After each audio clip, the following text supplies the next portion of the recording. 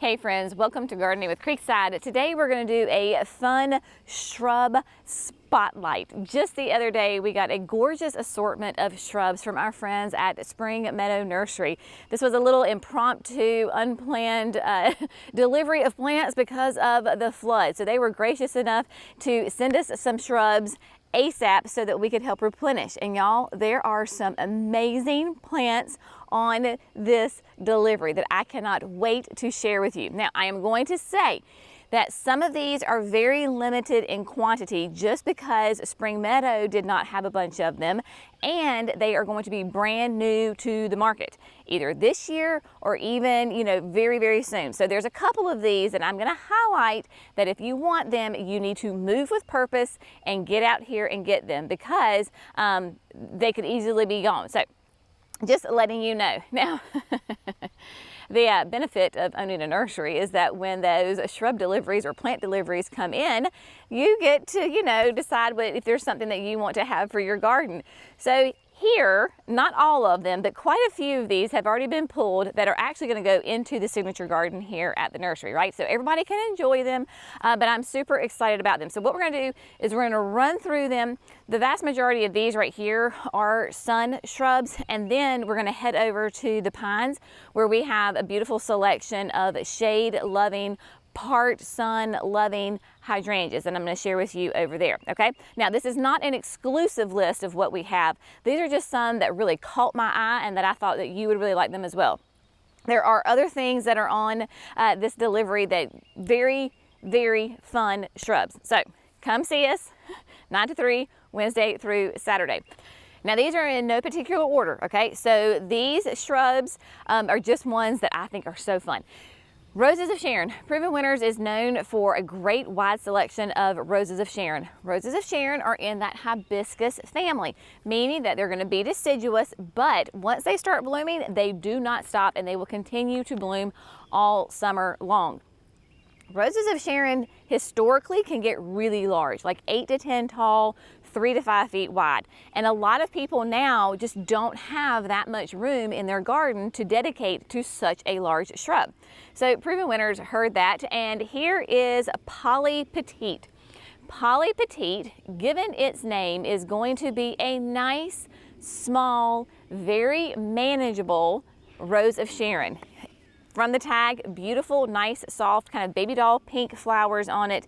It is going to be full sun. All of your Roses of Sharon need that full sun. That means 6 hours or more, hardy in zones at 5 to 9, 3 to 4 feet tall and wide. How perfect is that, right? It is that perfect size of a specimen of a plant, already nice and beautiful, leafed out, and dare I say, maybe a bud or two are already on here.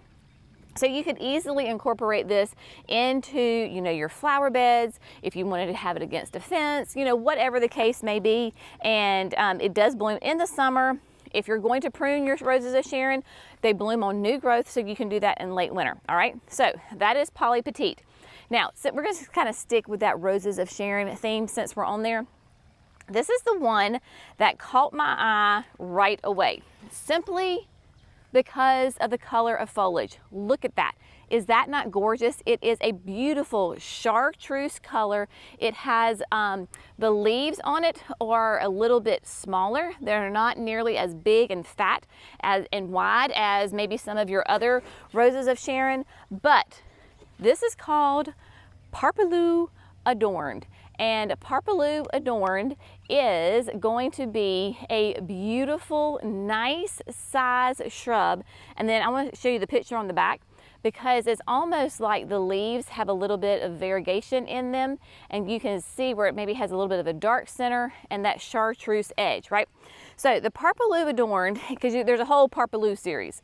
And so the Paraplu Adorned is going to have those big purple blooms and that splashy yellow and green foliage. Totally easy to care for, right? And so you can just stick it in the full sun, let her go. She's going to be the big one, right? She's going to be that 8 to 10 tall, 3 to 4 wide. But the same, it's going to be full sun, hardy in zones 5 to 8. Now we're in 8A, and I have had no problems with my roses of Sharon handling the heat. They can handle it like a champion. You just may need to watch them kind of on the irrigation to make sure they get water in July and August when the heat goes up and the rain goes down. So gorgeous foliage color, absolutely so much fun. And then of course when you get those nice big purple flowers on it, really neat and really interesting. This is great because of her size in the back of your garden or on a corner somewhere that it can just hang out and let get nice and big. Now moving on, let's kind of stick in the family of something that we Southerners are very proud of to be able to grow in our garden. And I hear it all the time from my northern gardeners is, I wish I could grow a camellia, right? Camellias. Proven Winners has come out with a line of camellias, and their name is very aptly called Just Chill. So the Just Chill series is going to be a more cold tolerant series of camellias.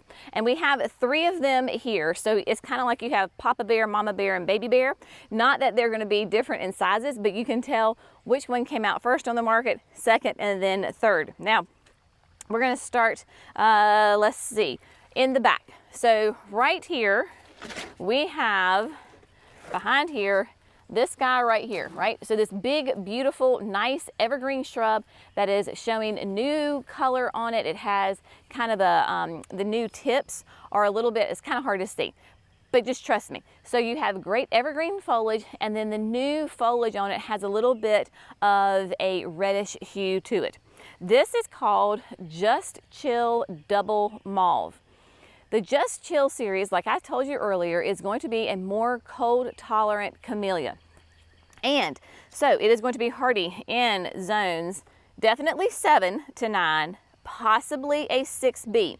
So if you are on that border of a 6B, 7 and you want to try this, what I would encourage you to do is put it in an area of your garden that gets protected in the winter time. Meaning maybe it's near behind the house. So if the winds come through the north, maybe you put it on the south side of your house. If you've got a tree line, kind of tuck it up in the tree line so that those trees protect it from those cold, dry winter winds. That's going to be your best protection. Now, this is going to be a sun to part shade, like part sun, part shade area. Again, it's going to depend on your zones. If you're more in the colder zones, you can go more sun. If you're going to be in more zones 9, 8, or 9, maybe you need a little bit of a break in the afternoon. You're going to have large mauve pink flowers that cover the plant from autumn through early winter. So not that this is technically a sasanqua, but because it's a different crossbreeding of camellias, but think sasanquas as far as the fall blooming. So all of the Just Chill camellias are going to be your fall bloomers. The Just Chill Double Mauve is going to be 5 to 8 feet tall, 3 to 5 wide, which is for a camellia is a perfect size, right? It's got some height to it and it's got some width, but it's not going to be massive. Of course, camellias are evergreen, right? So throughout the entire year, you're going to have a beautiful dark green glossy foliage on it, and then in the fall, early winter, you are going to have just beautiful flowers. They need moist, well-draining soil, kind of consistently a water source to them, not soaking wet, but just a nice consistent moisture to them. So we have the Double Mauve. Then next we have the Just Chill Red Tip. And Just Chill Red Tip is in the medium size right here. Look at that. Beautiful, right? A gorgeous shrub, beautiful evergreen. And it's called red tip because on the very tip of that new foliage, it is red. Now you may think that just because it has the red tip to it and it's called Just Chill Red Tip, but guess what? It has got pink flowers. So you have got beautiful pink flowers on it with a nice bright yellow center to it. Now it too is going to be that fall bloomer. It's going to be in a little bit wider, 5 to 8 tall, 5 to 6 wide. So a really nice presence. If you want to put it on the corner of your house or some sort of place to anchor a flower bed, and then that would be a great option for you. So yeah, so you basically the sizes are the same. It's just that red tip's gonna be a little bit wider and give you pink flowers. And then we have the little baby camellia. So this is just not that it's not going to be big, but it is simply that it's just a younger plant. So this is the Just Chill Double White. I don't have a tag for it, but just double white. Obviously, given the name, it is going to give you beautiful double white flowers with a nice yellow center to it. It is going to be in that 5 to 8 tall, 3 to 5 wide. So they're really trying to expand in given you folks that have in those colder zones that maybe have never been able to grow a camellia before. They're trying to give you that option for it. Still, the southerners can grow this as well. So basically you have it in the deep pink, light pink, and the white. So there you go. And then let's see, we have a really fun one right here. Look at this, y'all. Look at that gorgeous color. So this is actually a Japanese holly, and this is called glow stick. We'll see if I can hoist this plant up here for you and show you glow stick. So glow stick is, here we go, let's see. She's kind of heavy. Look at that beautiful new growth on it is that chartreuse yellow. The older foliage, of course, will darken up a little bit. The more sun that you give this plant, the brighter the chartreuse color it is going to be.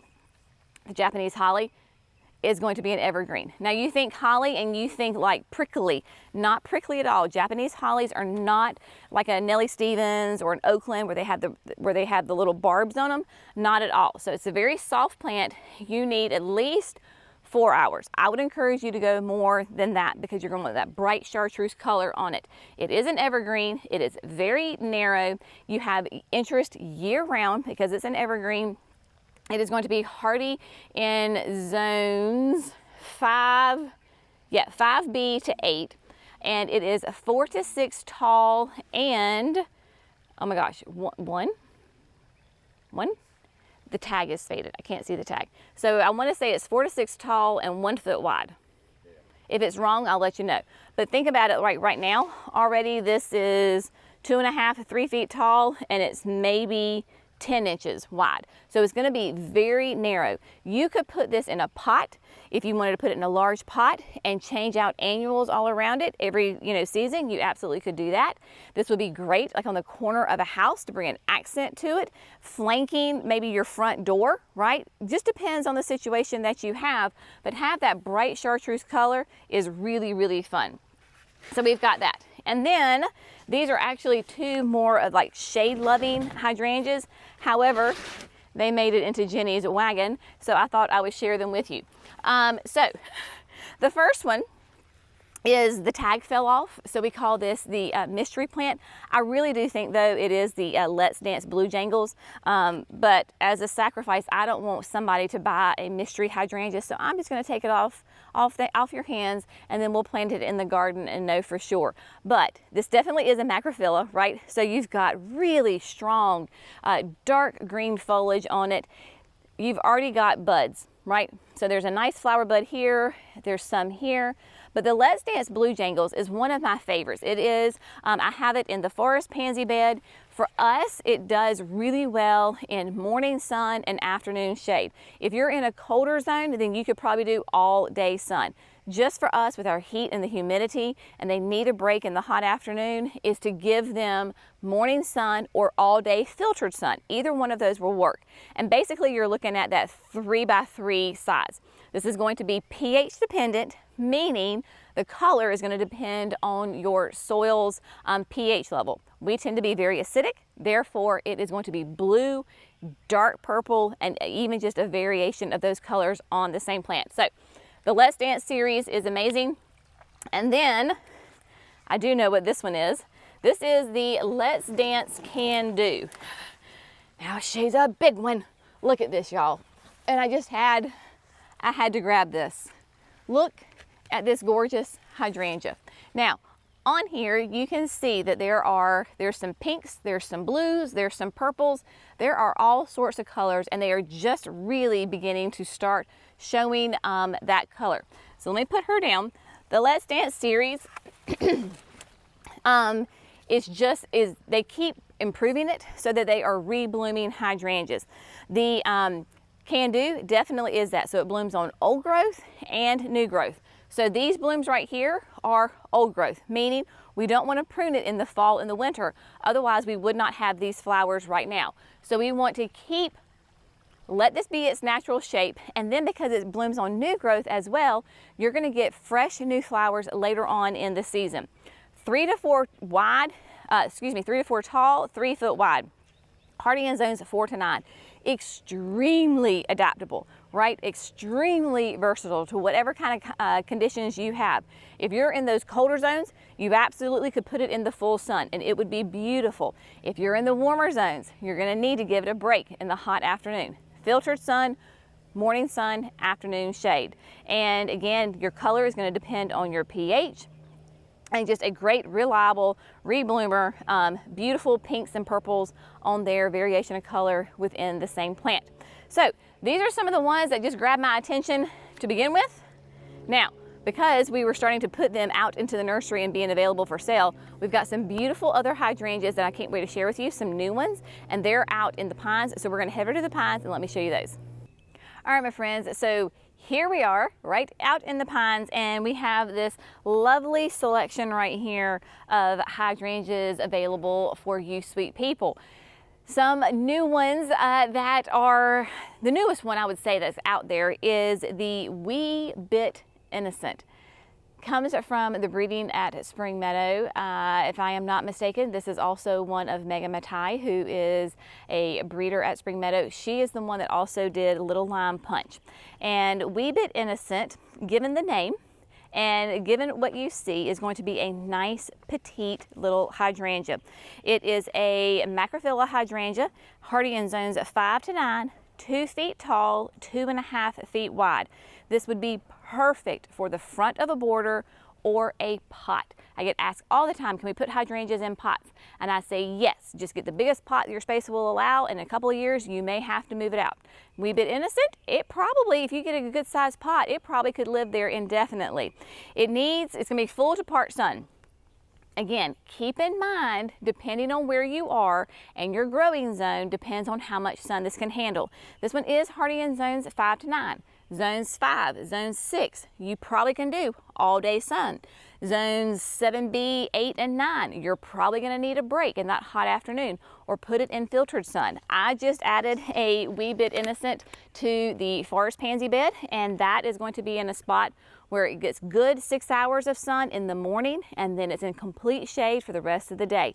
So the Wee Bit Innocent, super stinking cute, right? And I was trying to think, disease resistant, easy to grow, double florets, sweet, soft hues. So it's going to depend kind of, I believe, I could be mistaken, but it's probably going to be a pH dependent, right?